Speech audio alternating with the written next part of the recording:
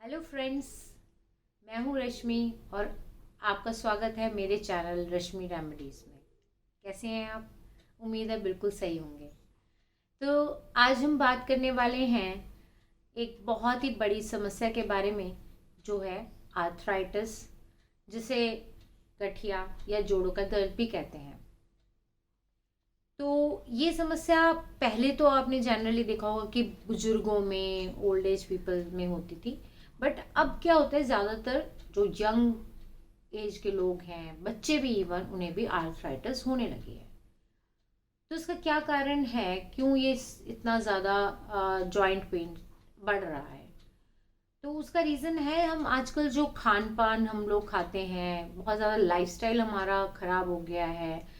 रात को देर से सोना, सुबह देर से उठना, प्रोसेस्ड फूड खाना, इन सब चीज़ों से ये समस्या बहुत बढ़ती जा रही है। और ये समस्या नॉट ओनली ओल्ड पीपल में, बल्कि बच्चों में, यंग एज के बच्चों में, पीपल में भी आने लगी है।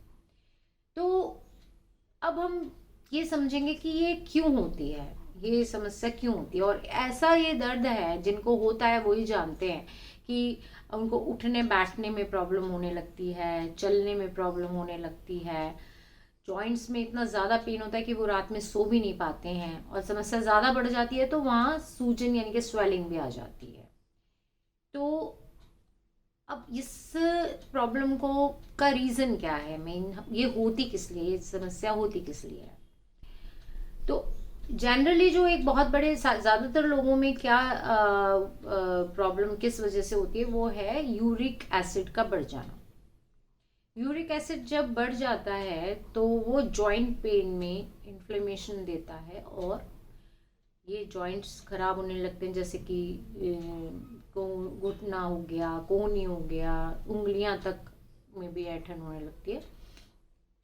तो यूरिक एसिड के बढ़ने से ये प्रॉब्लम काफ़ी बढ़ जाती है। दूसरी एक जो इसका एक कारण है, वो है कार्टिलेजेस का घिस जाना। जो हमारे कार्टिलेजेस होते हैं ना, जो वो जॉइंट्स में, जैसे दो हड्डियां हैं, उनके बीच में कार्टिलेज है, वो एक उसको शॉक और प्रेशर को एब्जॉर्ब करने में हेल्प करते हैं। बट जब ओल्ड एज के साथ क्या क्या होता है, धीरे धीरे क्या होता है, ये कार्टिलेजेस घिसने लगते हैं। और जब वो आपस में, जब शॉक या प्रेशर, जब हम चलते हैं, उठते बैठते हैं, तो जब वो शॉक प्रेशर एब्जॉर्ब नहीं कर पाता, वो कार्टिलेजेस घिस चुके होते हैं, तो क्या होता है कि उसमें बहुत तेज घर्षण होता है एक तरीके का, और उससे वो पेन बहुत ज़्यादा होता है। तो कार्टिलेजेस घिस जाना एक बहुत बड़ा प्रॉब्लम है। यूरिक एसिड, और कुछ केसेस में वेट ज़्यादा होना, ओवरवेट होना एक बहुत बड़ी आजकल टेंडेंसी हो गई है। ओवरवेट होने से हमारे जॉइंट्स पे, घुटनों पे प्रेशर बढ़ता है, तो उस वजह से भी ये जॉइंट पेन हो जाता है। और आप देखेंगे ज़्यादातर आमतौर पे पाया जाता है कि ये समस्या ज़्यादातर लेडीज़ में पाई जाती है, ज़्यादातर जेंट्स के मुकाबले। तो ओल्ड एज होते होते तो और ज़्यादा बढ़ जाती है। मैक्सिमम 40-50 साल के बाद लेडीज़ को ये वाली प्रॉब्लम आने लगती है। उसका बहुत बड़ा रीज़न है कैल्शियम की कमी, उसके बारे में हम आगे बात करेंगे। तो अब हम बात करेंगे कि कुछ, अच्छा, आर्थराइटिस भी आजकल इतने ज़्यादा, कुछ कुछ तो इतनी सीरियस इश्यूज हो गए, कितने तरीके के आर्थराइटिस हैं, और उसमें कुछ गंभीर रूप ले लेते हैं, जैसे रूमेटॉइड आर्थराइटिस आजकल बड़ा कॉमन सा हो रहा है, उसमें ऑटोइम्यून डिजीज़ कहा जा रहा है उसको। तो इसको लाइटली नहीं लेना चाहिए, क्योंकि कुछ केसेस में तो धीरे धीरे धीरे धीरे डेवलप होती है प्रॉब्लम, और कुछ केसेस में अचानक पता चलता है कि वो अचानक आज उठे तो पैरों में बहुत तेज दर्द है। तो अब हम बात करेंगे कि हम, अच्छा, मेरे चैनल में आपको एक बहुत बड़ी बात ये मिलेगी हमेशा, कि आपको मैं कोई ये नहीं सलाह दूंगी कि आप डॉक्टर के पास जाइए, दवाई खा लीजिए, कोई भी मेडिसिन खा लीजिए और टेम्परेली आप ठीक हो जाइए। ठीक है, ये बहुत अच्छा में रिलीफ भी मिलता है। और लेकिन अगर हम एक चीज़ को परमानेंटली क्योर करने के लिए जा रहे हैं, और हमें हर, अगर मैं रेमेडीज 4 बताऊंगी, 5 बताऊंगी, तो आपको वो हर तरफ से ही करनी पड़ेगी या करनी चाहिए, क्योंकि हम इस काम को, इन रेमेडीज का यूज़ करके उस प्रॉब्लम को, उस बीमारी को चारों तरफ से अटैक करेंगे। जब चारों तरफ से हम अटैक करेंगे तभी उसका परमानेंट सॉल्यूशन निकलेगा। अदरवाइज तो ही नी रिप्लेसमेंट और इस टाइप के बहुत सारी चीज़ें हैं। आजकल लोग सोचते हैं आराम से जाएंगे, नी रिप्लेसमेंट का सर्जरी कराएंगे और वापस आएंगे आराम से, हमारे तो घुटने चेंज हो जाएंगे और घुटने बहुत दिनों यूज़ होंगे। बट अगर आपको पता हो तो ये नी रिप्लेसमेंट कोई परमानेंट क्योर नहीं है। नी रिप्लेसमेंट वाले लोग 2-3 साल में दोबारा ही सारी प्रॉब्लम से फिर फेस करते हैं और फिर वापस वहीं पर आ जाते हैं।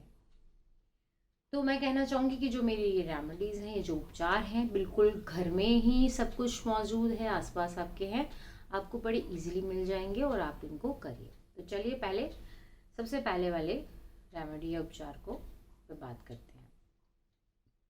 तो ये जो आर्थराइटिस है वो एक वात रोग है। वात रोग है, वात का मतलब है जो आपके शरीर में जो भी कचरा है प्रोसेस्ड फूड का, इसका जो इंटेस्टाइन में चिपक जाता है और वो ड्रेन आउट नहीं हो पाता, निकल नहीं पाता, तो धीरे धीरे वो वात के रूप में बढ़ने लगता है। जब वात के रूप में बढ़ने लगता है तो वो आपको जॉइंट पेन की प्रॉब्लम देने लगता है। तो इसके लिए हमें क्या करना चाहिए? कॉन्स्टिपेशन से बचना है। कॉन्स्टिपेशन आप देखेंगे जनरली जब आपको ज़्यादा कॉन्स्टिपेशन रहता है वो करते हो तो आपके दर्द बढ़ जाएंगे। तो आपको कॉन्स्टिपेशन से बचना, उसके लिए हरी सब्जियां, फल, सलाद, ये सब खाना है। खूब सारा पानी पीना है, कम से कम दिन भर में 11-12 गिलास पानी पीजिए। और कच्ची सब्जियां, मैं ज़्यादातर कच्ची सब्जियां, कच्चे फल, सब्जियां, सैलड, इनको ही खाना पसंद करती हूँ, क्योंकि जो चीज़ आप जिस रूप में है उस रूप में अगर आप खाएंगे तो वो आपको ज़्यादा फ़ायदा रहेगा, बजाय उसको आप बॉईल कर लें या कुछ उसको फ्राई कर लें उसको फिर खाएं। ठीक है, तो आपको कॉन्स्टिपेशन से बचने के लिए बचना होगा। तो आपके ये जो वात का वो है वो धीरे धीरे कम हो जाएगा। अब जो दूसरी बहुत ही बड़ा जो मैं आपको उपचार बताने वाली हूँ वो ये है कि आपको क्या करना है। अब उससे पहले मैं आपको एक रीज़न बताऊंगी कि जो मैं बता रही हूँ उसका क्या रीज़न है, क्यों मैं इस रेमेडी को, इस उपचार को बता रही हूँ। जहाँ भी पेन है, सपोज आपके कोहनी में पेन है, आपके किसी उंगली में पेन है, तो जब आप उसका, अगर कभी आप उसका एक्सरे कराएं, देखें, तो आप पाएंगे कि उसके नीचे एक रेडनेस है, एक लाली है। वो लाली क्या है? वो इन्फ्लेमेशन है, वो कहलाता है इन्फ्लेमेशन। तो इन्फ्लेमेशन में आपको बहुत ज़्यादा वहाँ पे पेन होता है क्योंकि उसके नीचे इन्फ्लेमेशन हो रखा है।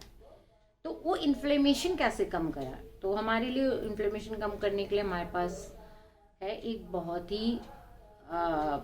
ही अच्छी, उसको कहते हैं हरसिंगार का पेड़। उसका जो एक पत्ता होता है हरसिंगार का आपको मैं डिस्क्रिप्शन लिंक में भी दे दूँगी, वो कैसा होता है, कैसा दिखता है। तो वो हरसिंगार के पत्ते को आप लीजिए और 8-10 पत्ते आप लेके एक भगोने में पानी लीजिए, पानी में उसको गर्म कर लीजिए और उसमें 7-8 पत्ते डाल दीजिए। जब पानी बहुत ज़्यादा बॉईल हो जाएगा और वो मतलब आधा रह जाएगा पानी, तब आप उस पानी को छान लीजिए और छान के उसे ठंडा करके पी लीजिए। अगर कोशिश करिए कि वो आप एटलीस्ट दिन में एक बार पीजिए और आप देखेंगे कि पहले ही दिन से आपको, मेरा विश्वास कीजिए, पहले ही दिन से आपको पेन में बहुत ज़्यादा रिलीफ मिलेगा। अब मैं जो तीसरी रेमेडी पे आ रही हूँ वो बहुत ही इफ़ेक्टिव है। उसके लिए मैं आपको बताती हूँ, अगर आप ये कर लेंगे तो आप मुझे खुद लिख के भेजेंगे कि आपने ये बहुत ही अच्छा उपाय बताया। इससे तो मैं अपने लाइफ में इतना चेंज महसूस कर रहा हूँ या कर रही हूँ कि आप भूल ही जाएंगे कि जॉइंट पेन क्या थी। आपका लाइफ ही बदल जाएगी। उसका जो मैं आपको सबसे इफ़ेक्टिव रेमेडी, सबसे इफ़ेक्टिव उपचार बताऊंगी वो ये है कि आपको मसाज करनी है, मसाज यानी मालिश करनी है। किस तरह से करनी है वो मैं बाद में बताऊंगी, पहले आपको मैं तरीका बताऊंगी। आपको क्या करना है, आपको अपने जॉइंट पे इस तरह से मसाज करनी है, आपको जो जॉइंट है उसके ऊपर आपको ऑयल को लेके मसाज करनी है धीरे धीरे। जॉइंट पे आपको तेज मसाज नहीं करनी है और बहुत ज़्यादा देर तक मसाज नहीं करनी, क्योंकि जॉइंट पे मसाज नहीं की जाती है। This is very important thing. Joint पे मसाज करेंगे तो पेन बढ़ जाएगा और समस्या ज़्यादा बड़ी हो जाएगी। तो मसाज जॉइंट पे आपको नहीं करनी है। घुटनों पे जैसे कर रहे हैं तो घुटनों के ऊपर सिर्फ आपको तेल लगा लेना है।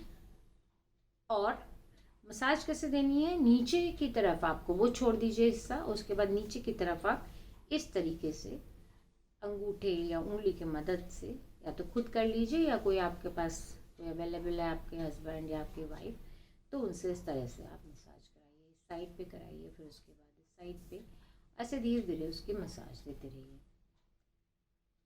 कोहनी पे है तो कोहनी पे भी इसी तरह से जॉइंट पे आप वो लगा लेंगे, उसके बाद उसके नीचे इस टाइप से मसाज देंगे। जिस भी जगह आपको प्रॉब्लम है, जैसे उंगलियों में प्रॉब्लम है तो वहाँ पर भी आप इसी तरीके से मसाज देंगे, तेल लगा। अब आप पूछेंगे कि वो तेल क्या है एक्चुअल में, तो एक बहुत ही इफेक्टिव तेल है, वो है तिल का तेल। अब फ्रेंड्स, आप तिल का तेल ही एक्चुअल में तेल है, क्योंकि जो तेल वर्ड बना है वो तिल से ही बना है, तिल तेल, ठीक है। तो जो हमारे आयुर्वेद के हिसाब से भी जो सबसे स्ट्रॉन्ग तेल, जो आपको बहुत ज़्यादा अंदर तक रूट में जाके हेल्प करता है, तिल का तेल बहुत ज़्यादा हेल्प करता है। तो तिल के तेल को हमने ये तक है कि अगर आप पत्थर की कटोरी में रख दीजिए तिल के तेल को, और अगर आप उसको थोड़े दिन रखे रहेंगे तो उसमें एक सुराख बन जाएगा, एक छेद बन जाएगा। तो इतना डीप पेनिट्रेशन देता है। तो आप क्या करेंगे कि तिल का तेल हल्का सा गर्म कर लीजिए, या आप नॉर्मल ऐसे भी लगा सकते हैं। हमने तो जिनको भी जिन पे भी अप्लाई किया उनको हम नॉर्मल ही लगा देते हैं। और लगा के रात में प्रेफर करिए, रात में लगा रहेगा, रात भर लगा रहेगा तो आपको सुबह तक रिलीफ मिल जाएगा। तो रात में आप ले लीजिए तिल का तेल कटोरी में, और उसके बाद उसकी हल्के हल्के जॉइंट्स पे उसको लगा लीजिए, धीरे धीरे मालिश कीजिए, और फिर उसके बाद अच्छी तरह मालिश जैसे जैसे मैंने बताया है उस तरह से सब जगह कीजिए। और रात को आप चैन की नींद सोइए। और आप बिलीव नहीं करेंगे, मेरा विश्वास कीजिए, आप 15 दिन में अपने अंदर इतनी चेंज महसूस करेंगे। आपका पूरे जॉइंट स्ट्रॉन्ग हो चुके होंगे। आप जो सीढ़ियाँ चढ़ना उतरना मुश्किल हो गया था, आपका उठना बैठना मुश्किल हो गया था, इवन पैदल चलना मुश्किल हो गया था, आप कहेंगे 15 दिन में आपको इतना चमत्कारिक लाभ मिलेगा कि आप मुझे कमेंट बॉक्स में लिख के दीजिएगा। प्लीज़ आप कमेंट बॉक्स में ज़रूर लिख के दीजिएगा कि इन रेमेडीज़ को अपनाने से आपको क्या फ़र्क पड़ा, क्या आपको क्या लाभ हुआ है, कितना उससे आपको फ़र्क पड़ा है। प्लीज़ आप ज़रूर लिख के दीजिएगा, जिससे कि मुझे आगे भी वीडियोस बनाने के लिए इंस्पिरेशन मिलेगी। तो आज के लिए इतना ही काफ़ी है। Thank you.